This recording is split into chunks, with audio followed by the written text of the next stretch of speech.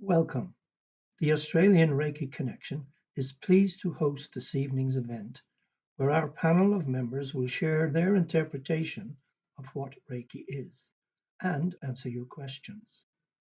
ARC members Antonia Gotzi and Slavica Proporsky are your hosts for the event. Thank you for joining us. Antonia will now start the event with a short meditation. So just make yourself really comfortable. Just gently close your eyes. And as with everything, we start with the breath. And taking a nice breath in, just feel how it travels in the body, down the body, fuels the body. And as you exhale, letting go of yesterday, today, and tomorrow. And just again, a nice deep breath. Taking that breath down to the belly button, below the belly button, and just imagine your pelvic floor like a wonderful crystalline bowl. And this beautiful light energy you breathe in comes down the center line and into that beautiful crystalline bowl. And a beautiful orb of light forms. And as you exhale, this ball of light becomes bigger and bigger. And it's that gentle breathing in of the light down the center line to the hara, into that ball of light. And as you breathe out, it just becomes bigger and bigger. With out breath, that ball of light encompassing your whole body, the bones, the organs, the DNA, every cell, until it comes to the boundary of your body, the skin.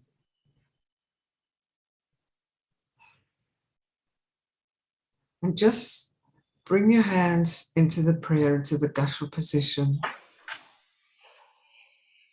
And being that light, it's like you're a lighthouse of light. And now, as you exhale, that light just expands and radiates out of your body, encompassing everything. And with your in-breath, you just breathe in your own essence, bringing that light back into you. Okay.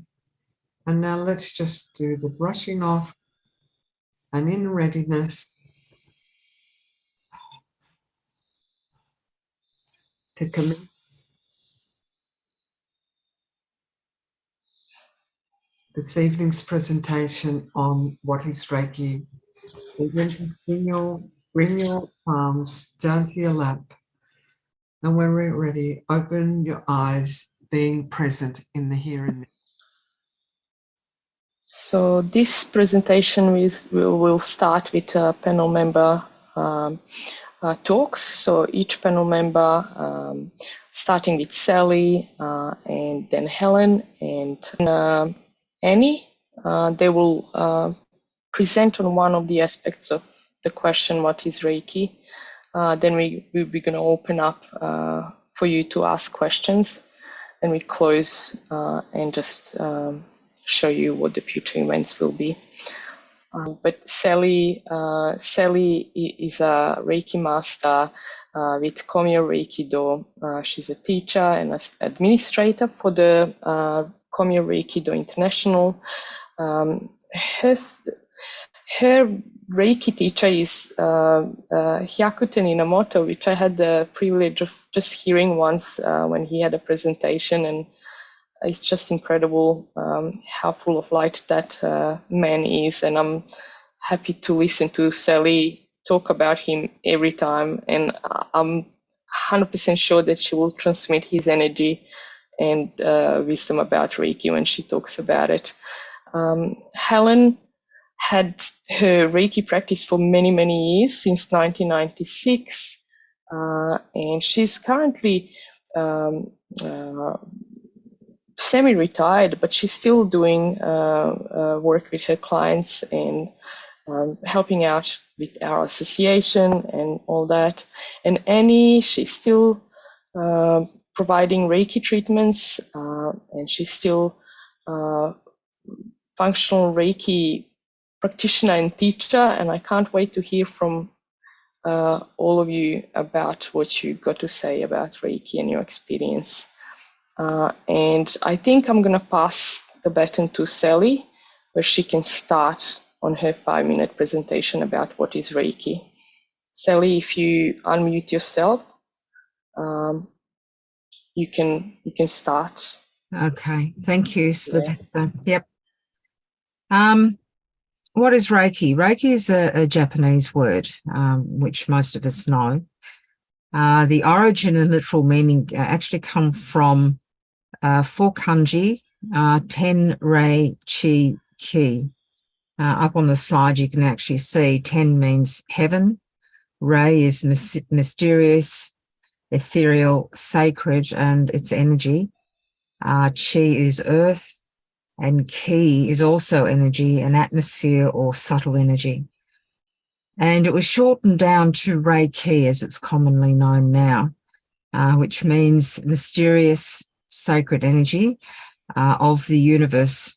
Heaven and earth is translated basically as universe.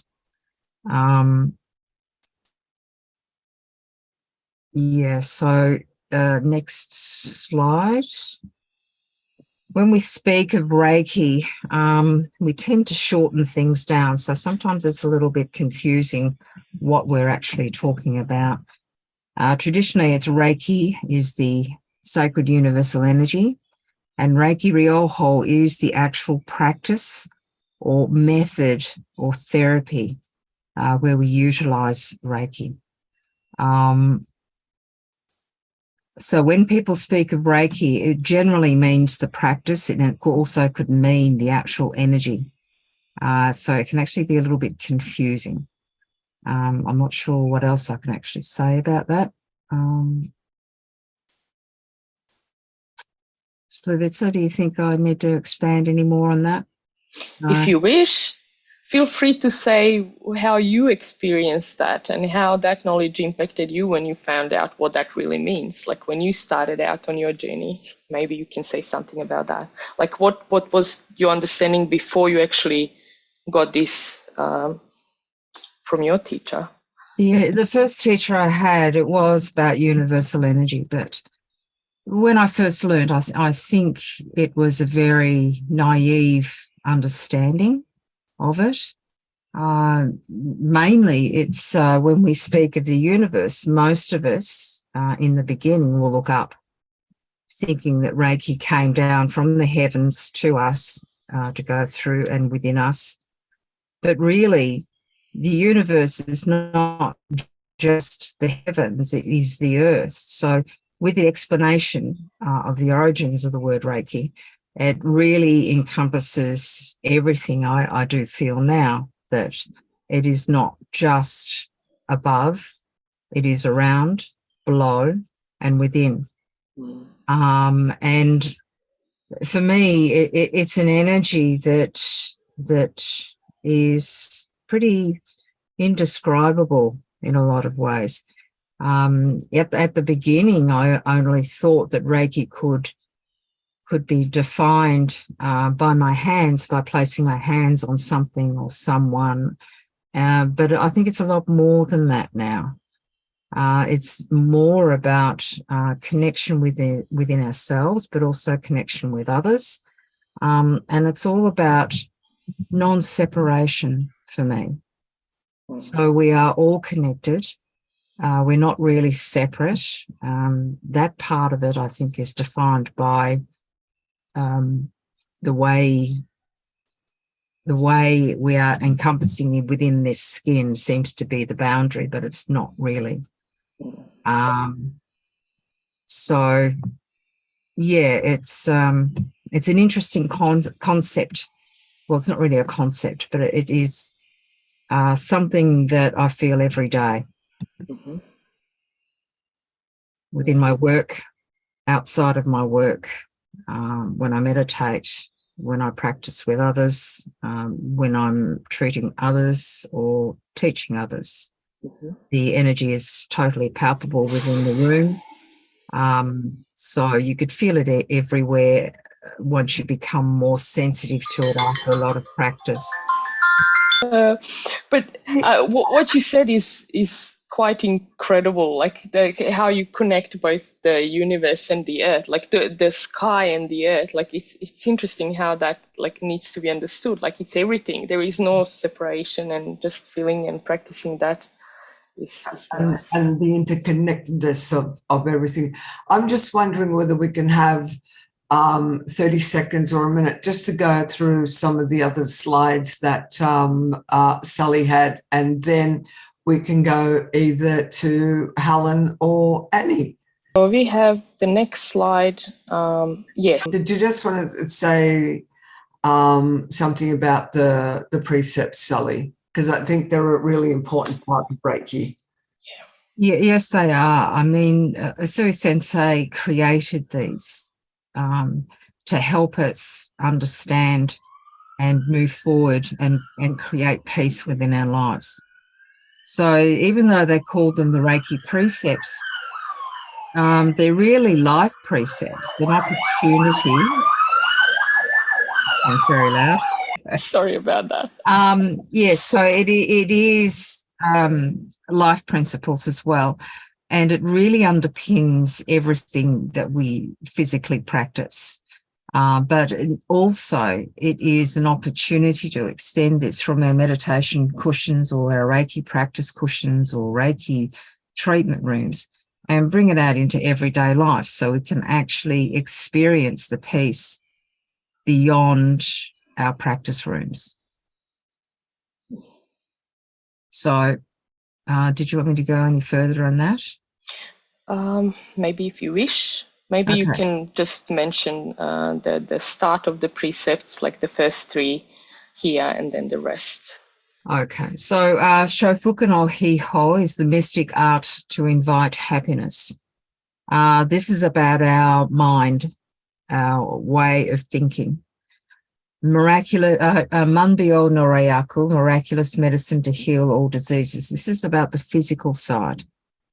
So with our health and happiness, there are two sides to us, like two sides of a coin. We have the mind and we have the physicality of the body. So, and we can't split those.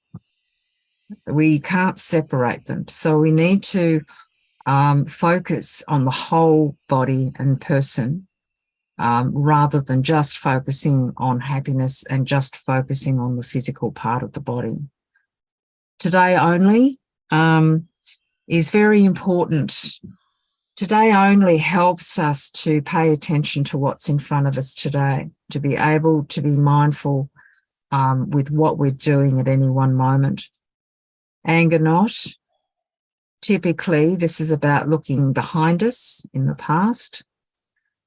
Worry not. Well, we're looking into the future here. You know, we're worried about something in the future. We're finding anxiety there. So today only is an opportunity to bring ourselves into this present moment, to get out of anger and to not to worry so much. Kansha shite, or with thankfulness or with gratefulness. Gratitude is one of the biggest things that can actually rewire the brain. So this is a very important factor of trying to move through life as calmly as possible, not seeing the negatives of life so much, but looking at things with gratitude and thankfulness of what we have there right in front of us. Work diligently is an interesting one. It doesn't mean that this is where you work as employment. This is about working about your practice and working hard at it. Without working hard at your practice, nothing ever will evolve. Nothing will change. And be kind to others. It's pretty easy to be kind to others. Even just smiling at somebody else will make somebody's day and make you feel better at the same time. It's a way to get away from our own self-centered ideas and views of ourselves. So the whole idea here with the Reiki precepts is a constant reminder of what we can do to move through life a little bit better, a little bit easier. Yeah, thank you. That's great. That's great. Thank you. And now we can invite Helen to speak. I'm just going to quickly stop the share so I can mute myself, but then I'll pop up the presentation back, and Helen, you can take over. Yep. Thank you. No problem. Not a lot on that presentation, but look, I've been doing Reiki for a long, long time. And as Sally says, we learn that the Reiki energy is within us and around us and within everything. So for me, it's about becoming Reiki and practicing those precepts. For me, Reiki is love. It's a thing that we share, we give, receive. And I want to tell you a little what I've been doing over the last few months is one of my Reiki masters that I taught many years ago was suddenly diagnosed with a pretty aggressive breast cancer. It was about 9 months ago. And she rang me and she said, oh, I won't say her words, but she said, guess what? And she gives me full permission to share her name and the journey that we're on. When I was on the phone with her, I sort of felt a bit helpless because the surgeon had said, this is the cancer that really wants to get you. So if you're going to get breast cancer, this was the worst one you could get. Felt a bit helpless. And then I meditated and did some Reiki. And I love absent Reiki. I love sending Reiki. It's a thing that I've done for a long, long time. And all of a sudden I thought, okay, what can we do? So I put the word out to a lot of my students, those who know Vanessa or knew her in the past. She did Reiki with me probably 18 years ago, maybe. And she practiced Reiki, was in practice and whatnot. And anyway, we created this team of Reiki practitioners for Vanessa. We called it Team V for Vanessa. And every Monday night at 8 o'clock, we all would sit or lie on our beds and said Reiki to Vanessa. Vanessa reported that, well, I think the first night she just fell asleep. But I was talking to her yesterday. I have to tell you the story. She went through 3 lots of pretty rugged chemo. And throughout the whole time, she remained so positive. And she said that having the Reiki each week and knowing that all those people were sending Reiki to her just kept her spirits up. And she knows that the Reiki was doing physical healing as well. But she said it actually buoyed her during the whole time. I've worked with many people going through their cancer treatments, and I've never known anyone to be so positive. And this connection that we had just did something for my soul. I would send a reminder to the team every Monday afternoon. I'd have messages coming back and forward, whatever. So she had 3 lots of chemo. It shrank the tumour down. She then about 4 weeks ago, maybe had a lumpectomy. She didn't have to have a mastectomy. She thought she may have had that. Didn't have to have that because the tumour went right down. And 2 weeks ago, I came out of a movie to a message to say, I am cancer-free. And I just cried and spent the evening talking to the team back and forward. And so that love and that connection that is Reiki, I believed helped. I mean, she did, you know, she threw everything at it. But the Reiki was the thing that actually buoyed her right through that treatment. And it was the most wonderful, wonderful time for all of us, and the connection that we felt, and the reconnection, because we were talking on the phone and texts and all of that sort of stuff. So for me, it was a gorgeous thing. So yes, to me, love, connection, Reiki. Often when we start our Reiki practice, we're absolutely encouraged to Reiki ourselves every day, and to help that journey of self-love. So sometimes when we come to Reiki, we're not that good, or we don't have that self-love. I know I didn't. I remember asking, someone said, oh, you've got to love yourself. And I was like, how? How do you do that? And when I really didn't know how to do that. And so when I learnt Reiki all those years ago, I felt like I came home to myself, which felt like coming home to my self-love. And that's always been a theme running through my Reiki practice. Yeah. And that be kind, you know, kind to others and working diligently. It's being in service to others too, which I love. So we Reiki ourselves, but we use our Reiki to help others when they ask for it. We don't push it on anybody. So yeah. And that's about it. Is that 5 minutes? Around. That's wonderful. It's incredible when people come together through Reiki. It just something opens up that wasn't there before. It's just this revelation that we are actually together in this life journey. Yeah. And that connection and community. I mean, I've run, my practice it's called the Reiki Cottage, which is a converted garage in my backyard. That's been going for 26 years or something. I ran Reiki circles there for years and still do. I've got one tomorrow morning. And it creates a community. So when there, you know, churches are sort of people are moving away from churches, but we still need community. And so the cottage, you know, in my backyard in Preston creates a space that people can come to have that community. And so, yeah, it's gorgeous. It's beautiful. And that's really, really important to have a community, and that's the Reiki shares create that. And whether it's, you know, a small one or a large one, and the word and mouth of, oh, we can go here or we can do there.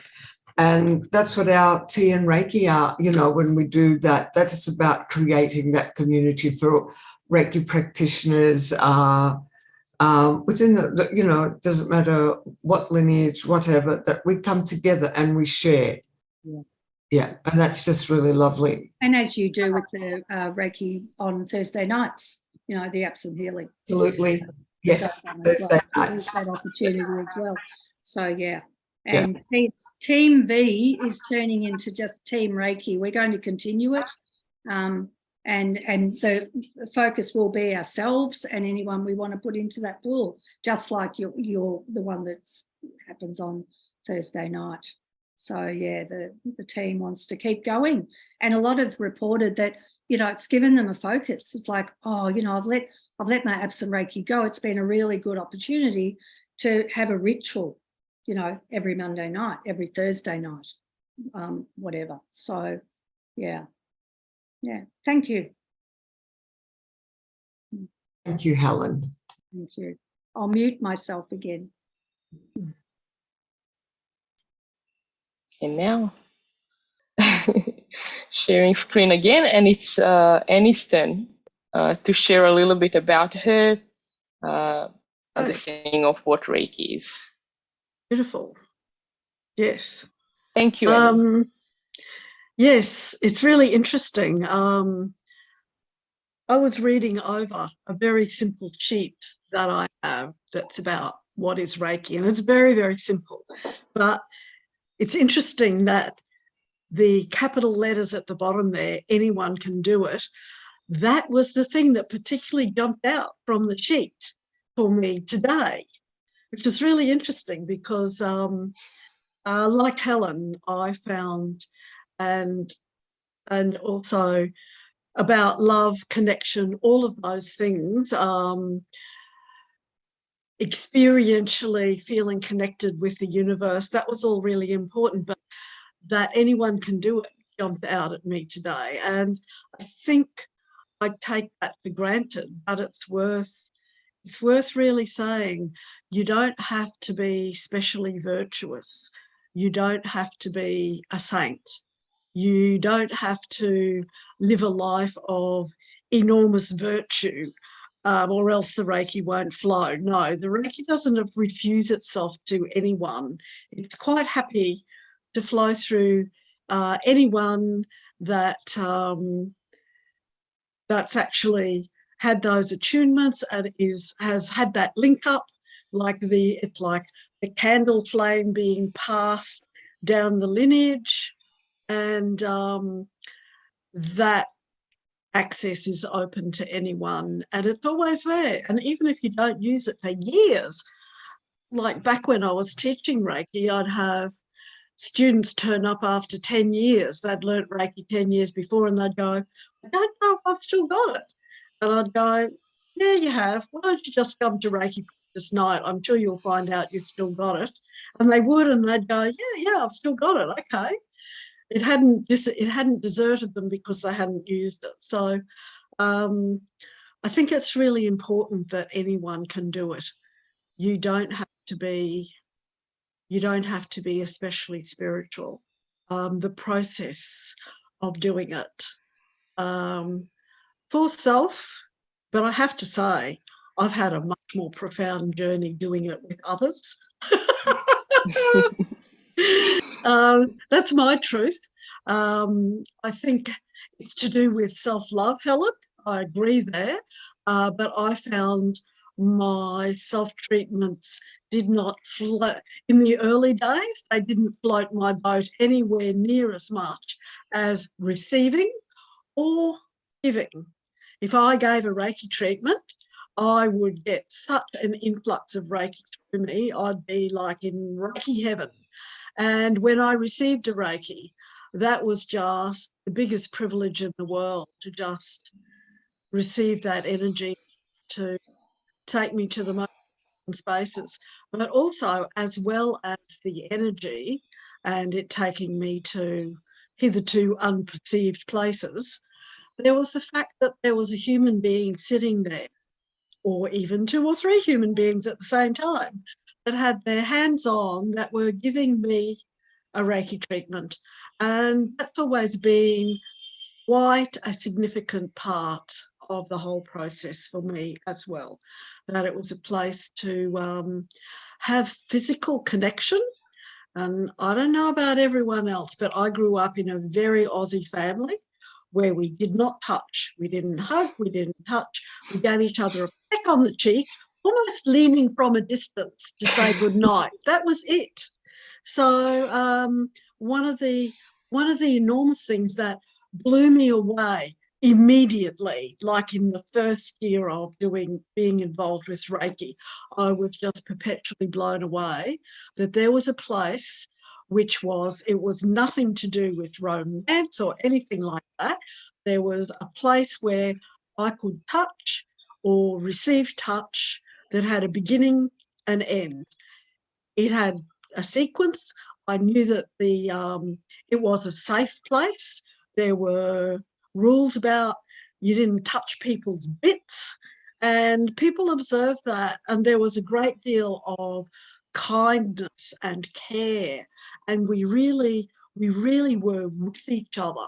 Even though no one was talking, we were present with each other, and that was really, really profound. So it's such a gift. And I also found distant healing really powerful. And finally, I'll share this with everyone. I came to self-treatment really successfully when I started treating myself via a distant healing. I was like, okay, this is more like it. suddenly I was really going for it and entering those profound spaces, which is where I like to go. When I receive a Reiki, I like to go to Reiki land, that profound, meditative, but very, very gentle, altered state. It just changes. It takes me out of, it's like the best meditation you can ever have, except it's, for me, it's deeper than any meditation's ever been. So, yes, I love that just the ordinary people can do it, and it still works, and it still has a profound effect. And for me, Reiki, apart from the interpersonal and the personal, how it's been so profoundly helpful and healing for me, and teaching Reiki, oh, that has been just amazing. That was the biggest privilege of my whole life, teaching Reiki. And certainly for about the first 8 years before a Reiki group happened, about 2 days before, some big energy would arrive, and I wouldn't be just me anymore. I would actually have some kind of lift. It was like more than me in a subtle way. And then while I was teaching the workshop, I really felt like I would be held, and my brain would be clearer. Words would come, explanations would come, stuff that normally I didn't have that kind of really crystal clear, articulate access to. So that was really profound as well. But Reiki, those spaces, either giving or receiving or teaching workshops, really taught me, gave me repeat experiences of one-ment, being at one with the universe. Words don't really encompass, but anyway, I always felt very at one. And I found that I could actually go into that place just by sitting and being, instead of trying to work hard to get into it. Eventually learned to be able to do that. And that's an incredible gift as well.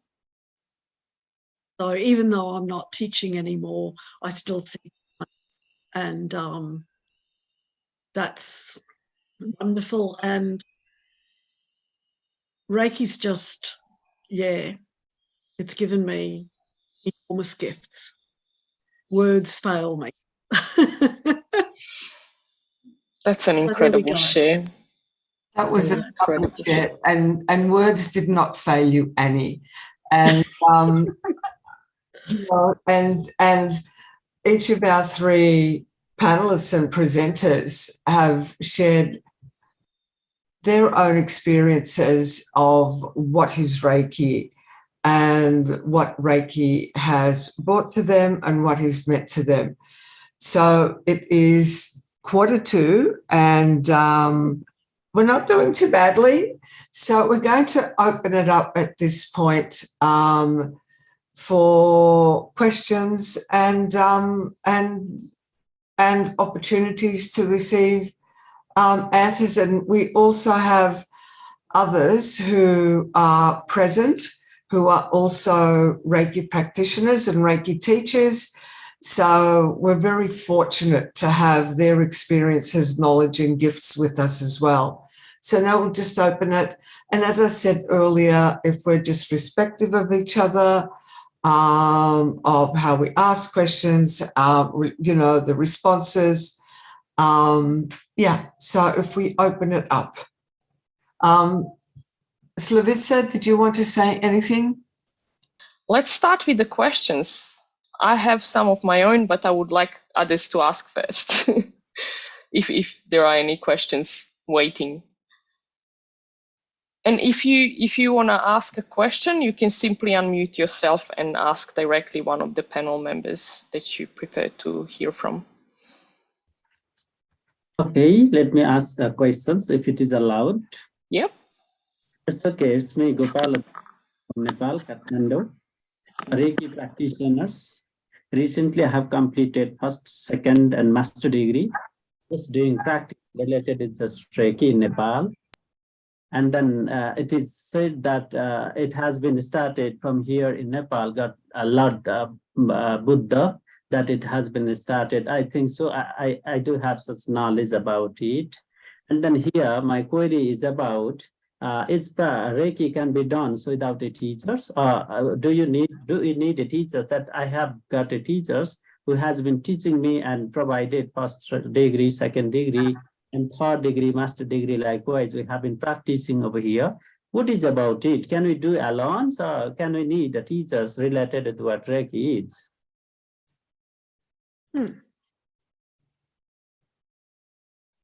Who would like to answer that? Yes, I was going to ask. Please. Can I leap in at the deep end?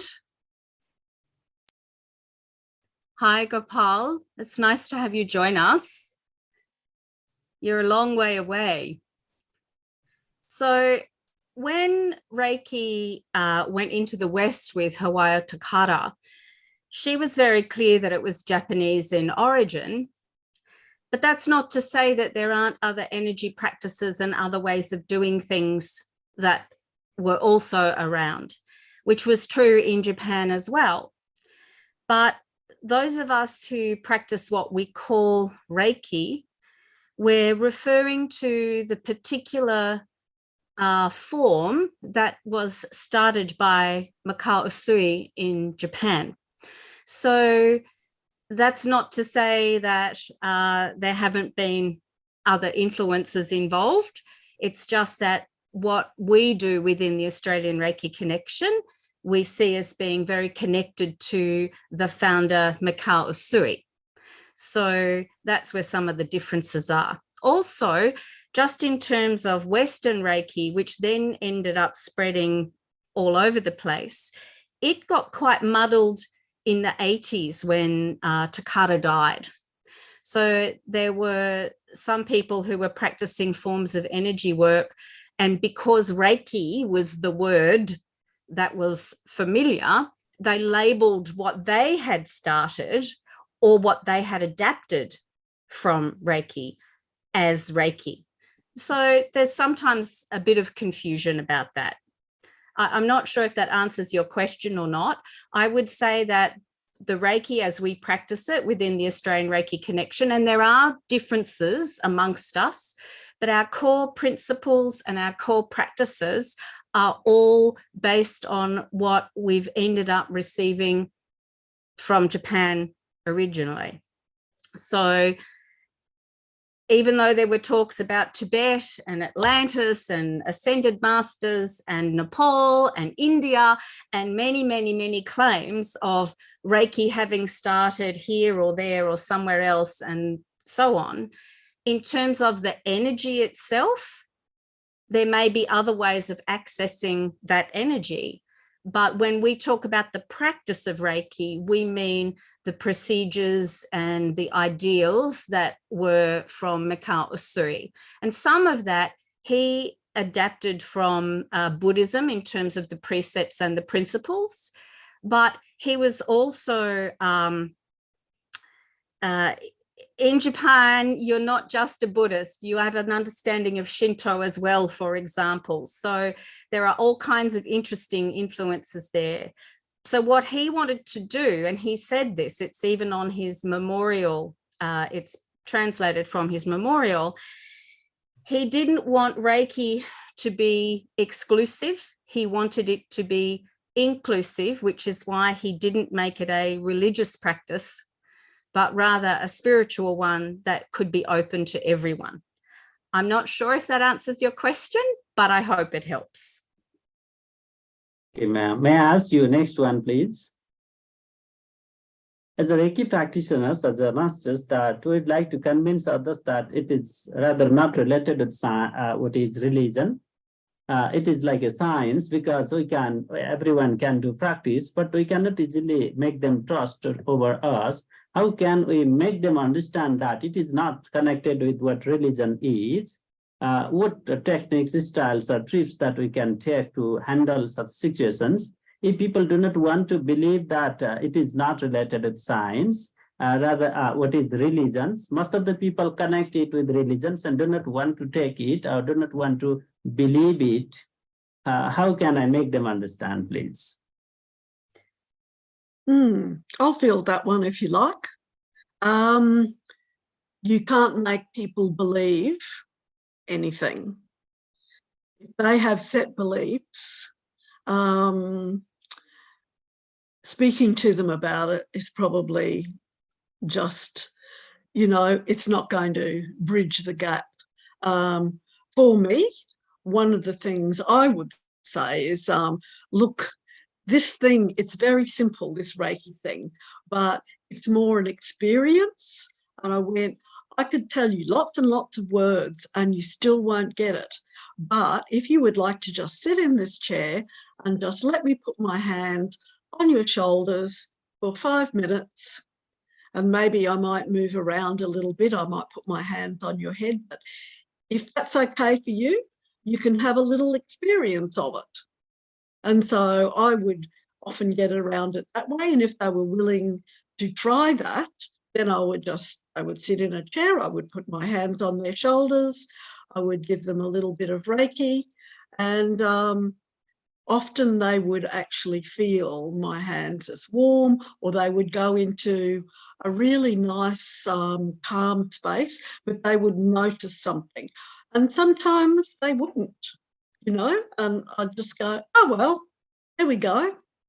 And yes, that's not a complete answer, but if people are concerned that Reiki conflicts with their religion, Reiki is not really a religion as such. You could say it could be seen as a little bit of a spiritual path, or a way towards a spiritual path, or a way towards feeling more meditative and more connected. But it's not a religion like Christianity or Hinduism or Buddhism. It's more a way to become more balanced, more peaceful, have healing. Now, healing can be on so many levels. It can be physical, but it can also be emotional, like the emotions can become calmer and sweeter.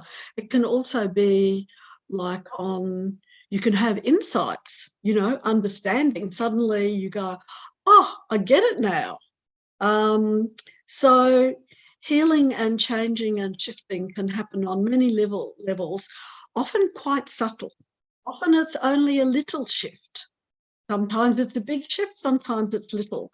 But if people feel that it maybe conflicts with their religion, which is very important to them, then they'll feel funny about it. They'll go, oh, maybe I shouldn't do this.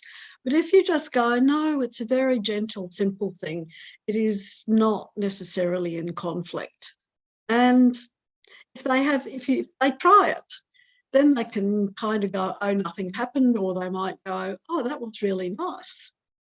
And they go, that was just really gentle. I just felt really peaceful. Or sometimes they even almost go to sleep in the chair and they go, gee, I feel really peaceful now. Thank you. That's all I can say. Anyone got anything else to add to that? Yeah, I'd like to add that I say you don't have to have a religion, or it doesn't follow any religion.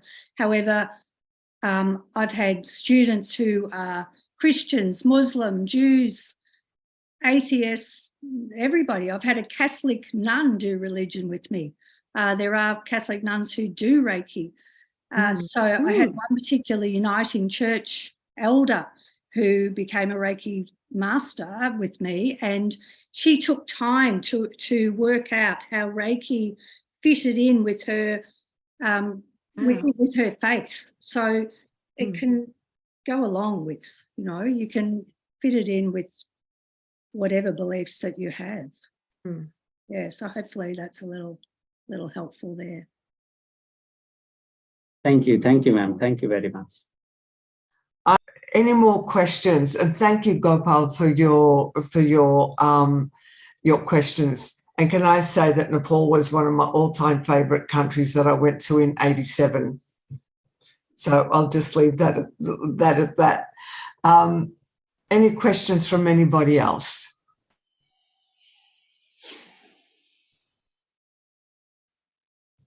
Okay.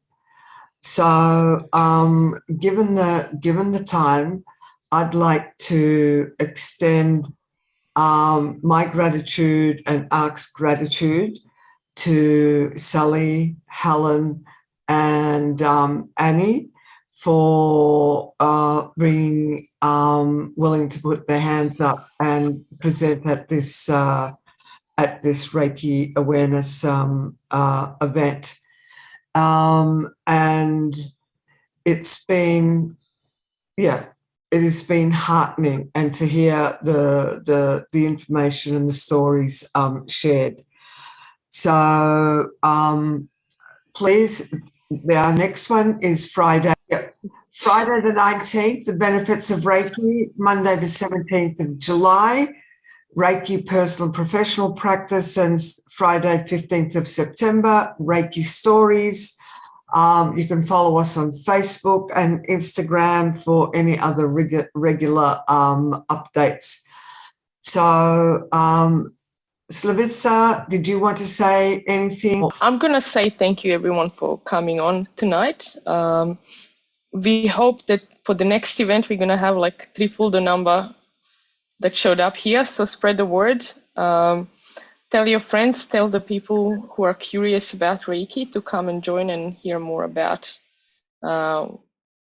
what's this all about. Like, it's incredible to hear from people with many years of experience, and I learned a lot tonight. We never know when we're going to learn something new, so I invite everyone to spread the word about these events and make them bigger and stronger. And thank you for coming tonight. It's very appreciative.